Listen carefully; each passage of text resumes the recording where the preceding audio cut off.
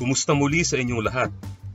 Dito naman sa lesson na ito ay tuturo ko ang second method kung paano ang madaling pag-square ng number. Ang link ng first method ay makikita nyo sa description kung hindi nyo pa napapanood. Ang mga halimbawa na ipapakita ko dito ay katulad ng sa method 1 para mapili nyo kung alin ang mas madaling paraan para sa inyo. Simulan na natin. 14 square. Ipapakita ko muna ang long method para mas madali nyo maintindihan kung paano nakuha yung shortcut. Let us consider this algebraic identity.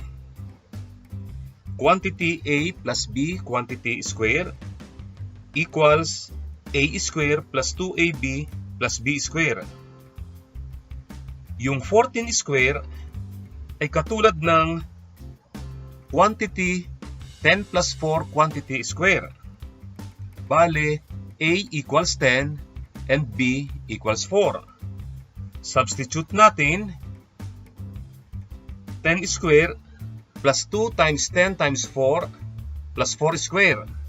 Simplify natin 100 plus 80 plus 16 equals 196. Punta na tayo sa shortcut. Squaring a number is multiplying a number by itself. Kaya isusulat natin ng ganito. 14 times 14. Una, kunin natin ang first digits. Multiply natin. 1 times 1 equals 1. Ang place value ng 1 ay 10. Kaya bale, 10 times 10 yan o yung A square or 10 square. Kaya ang 1 na yan ay equivalent to 100. Sunod, yung second digits naman. Multiply natin. 4 times 4 equals 16. Yan naman yung 4 square o yung B square. At yung 116, yan yung 100 plus 16. Sunod, kunin naman natin yung digits 1 and 4. Cross multiply, tapos add natin. 1 times 4 plus 1 times 4.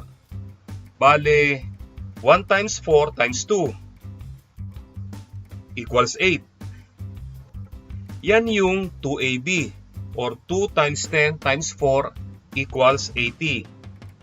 Kaya yung 8 na yan, sa tens digit natin i-carry over.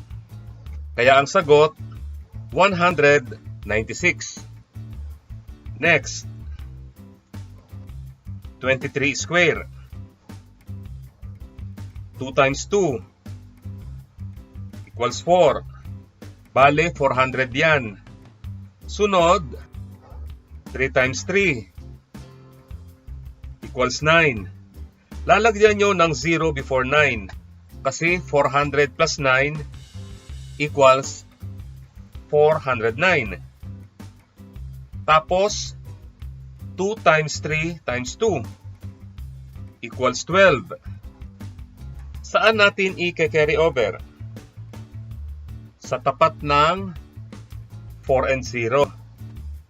Kaya ang sagot, 529. One more. 38 square. 3 times 3,